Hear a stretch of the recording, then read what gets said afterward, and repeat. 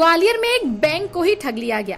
सुनने में थोड़ा अजीब लग रहा होगा, लेकिन यह सच है। यह ठगी करने वाला आरोपित है दिल्ली का कारोबारी, जिसने नकली सोने के जेवर बैंक में गिरवी रख दिए।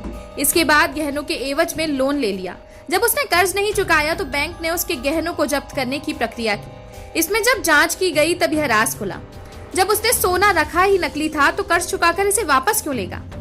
यह खुलासा होने के बाद बैंक प्रबंधन हरकत में आया। जिस शाखा में यह जालसाजी हुई है, वहां के प्रबंधक ने ग्वालियर के यूनिवर्सिटी थाने में एफआईआर दर्ज करवाई है।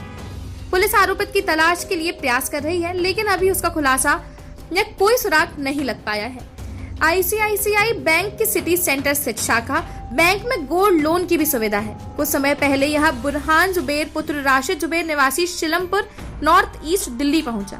उसने बताया कि व्यापार के लिए कुछ पैसों की जरूरत है। उसने अपना आधार कार्ड लगाकर यहाँ 124 ग्राम 50 मिलीग्राम सोने के जेवर गिरवी रखे। बैंक ने जेवर के एवज में 4,97,505 रुपए का लोन स्वीकृत किया।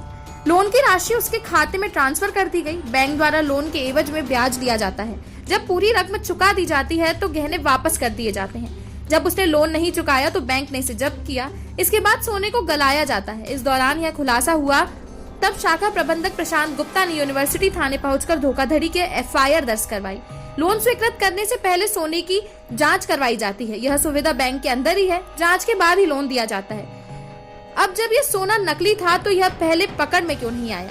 लोन कैसे स्वीकृत हो गया? इन सवालों के जवाब किसी के पास नहीं है, इसलिए पूरा सिस्टम कटघरे में है।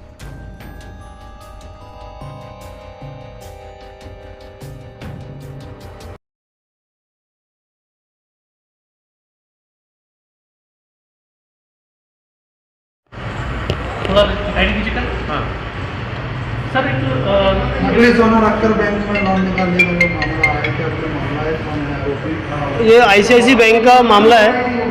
एक व्यक्ति बुरहान जुबैर नाम का व्यक्ति आया और लगभग 125 ग्राम सोना 124 ग्राम सोना लेकर आता है और टेस्टिंग में वो लोग उसको अप्रूव कर देते हैं कि हाँ गोल्ड की उचित मात्रा इसमें है और लगभग 5 लाख रुपए का गोल्ड लोन सैंक्शन करके उसको पैसे मिल जाते हैं।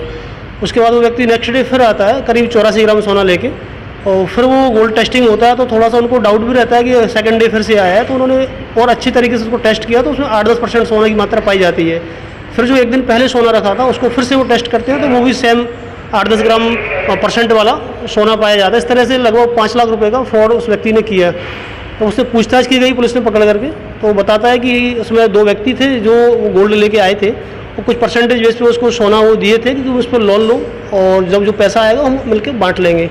तो उन अन्य आरोपी की तलाश है, वो फरार है अभी और एक व्यक्ति अरेस्ट है।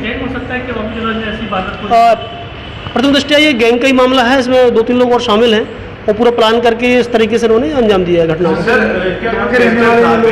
क्या वो भी मिला हुआ है क्योंकि टेस्टिंग के लिए इसलिए बुलाया जाता है कि सोने की अभी तक इस तरह का मामला नहीं आया कि कोई उसमें शामिल है। चूँकि बैंक मैनेजर से मेरी बात हुई थी तो उन्होंने बताया कि कई तरह की टेस्टिंग होती है। कभी कभी फौरी तौर पर हम टेस्टिंग कर लेते हैं क्योंकि कस्टमर को आपत्ति रहती है कि ज़्यादा घिसाई करने सोने में थोड़ा बहुत कमी आ जाएगी या जो भी गहना है वो उसका स्वरूप बिगड़ जाएगा। तो बाकी आगे जांच में देखेंगे अगर कोई इन्वॉल्व है तो। आरोपी जो है एक ये घास मंडी का आरोपी है जो अज्ञात थे, उनके बारे में कुछ अभी क्लियर नहीं है क्योंकि वो ज़्यादा नहीं बता पा रहा है। बट वो होटल में ठहरे थे किसी में, तो आईडी के आधार पर देखते हैं कि आईडी अगर एक्चुअल है तो उनका एड्रेस जो भी है उससे वेरीफाई करेंगे।